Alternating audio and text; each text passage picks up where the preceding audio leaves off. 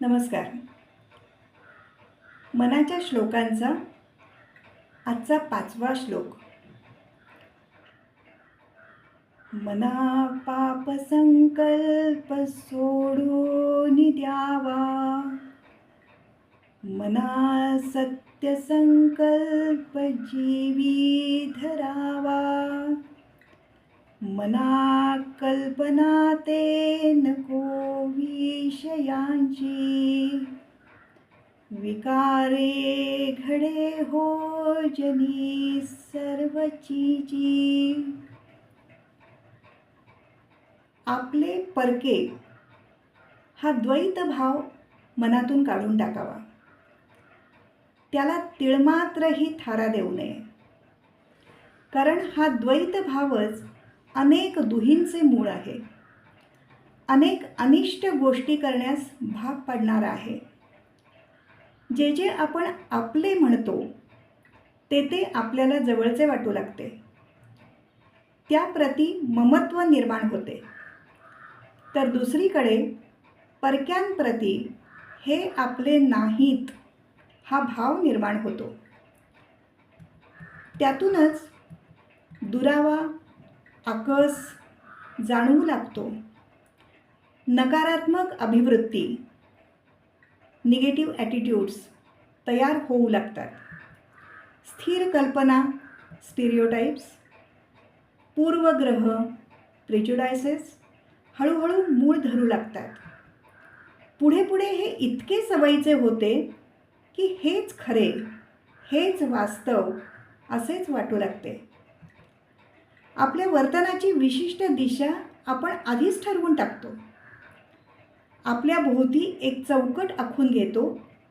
पूर्वग्रह दूषित विचारांच्या भक्कम अभेद्य भिंती उभ्या करतो. आणि मग परिणामी काय घडते? स्वास्थ्य लाभत नाही. मनाचा संकुचितपणा वाढीस लागतो.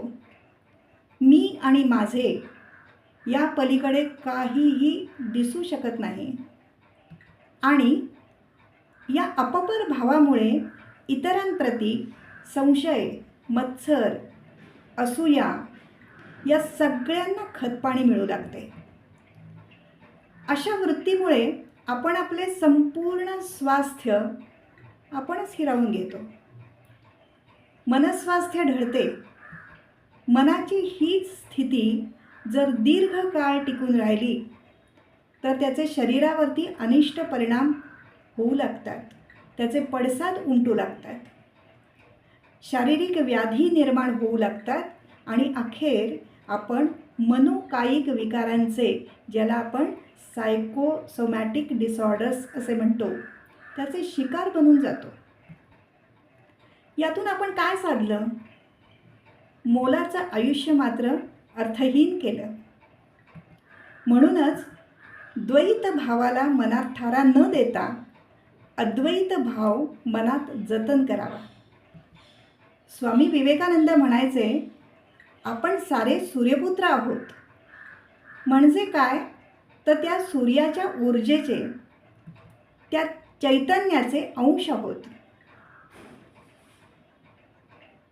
याचाच अर्थ आपण परस्परांशी बांधले गेलो आहोत, जोडले गेलो आहोत. या विचारात आपले परके हा भेद मुळी राहतच नाही. तर ऐक्याची भावना मनात रुजते, वाढीस लागते.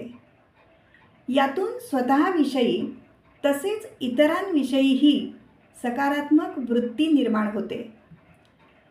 ज्ञानेश्वर माऊलीने परमेश्वराकडे, या विश्वात्मक ईश्वराकडे सर्वांच्या कल्याणासाठी पसायदान मागितले. त्यांनाही त्यांच्या आयुष्यामध्ये खूप त्रास सहन करावा लागला, अपमान सहन करायला लागला. पण द्वैत भावाला कुठेच थारा नाही. त्यांची अद्वैत संतवाणी अनेक शतके लोटले तरी कायमस्वरूपी स्मरणात राहिली आहे. हा विचार वारसा एका पिढीकडून दुसऱ्या पिढीकडे अव्याहतपणे संक्रमित होतो आहे. अद्वैत हे सत्य आहे. आपण हा सत्य संकल्प स्वतःमध्ये रुजवायला हवा.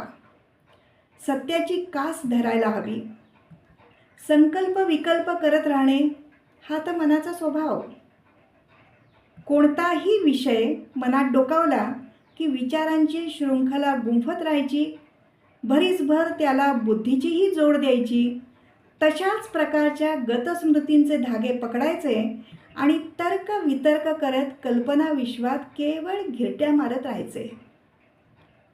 यामुळे मन थकते, निरुत्साही बनते, विचार भ्रष्ट होऊ लागतात, व्यक्तीचा आत्मविश्वास कमी होऊ लागतो, मनावरचा ताण वाढू लागतो, निष्क्रियता वाढू लागते, वैफल्य येऊ लागते.